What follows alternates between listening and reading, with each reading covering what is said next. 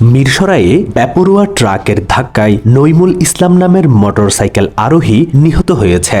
সে উপজেলার নিজামপুর সরকারি কলেজের ডিগ্রির দ্বিতীয় বর্ষের শিক্ষার্থী।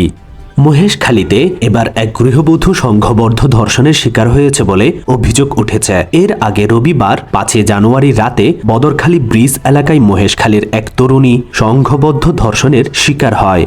কক্সবাজারের উখিয়ার কুতুপালং আমগাছতলা নামক এলাকায় ট্রাক এবং মোটরসাইকেলের মুখোমুখি সংঘর্ষে একজন নিহত হয়েছে। এই সময় আরও 2 জন গুরুতর আহত হয়। বৃহস্পতিবার 9 জানুয়ারি দুপুর 12টার দিকে এই দুর্ঘটনা ঘটে। রাঙ্গুনিয়ায় ইটবাহী ট্রাক ও সিএনজি অটোরিকশার মুখোমুখি সংঘর্ষে কিরণ দে নামে একজনের মৃত্যু হয়েছে। এই ঘটনায় তার স্ত্রী অঞ্জনা দে, ছেলে অনিক দে এবং মেয়ে রুবি দে এবং সিএনজি অটোরিকশা চালক মোহাম্মদ তারেক গুরুতর আহত হয়েছেন। ওদিকে চট্টগ্রামের কর্ণফুলী নদী থেকে ভাসমান অবস্থায় অজ্ঞাত এক যুবকের লাশ উদ্ধার করেছে নৌপুলিশ।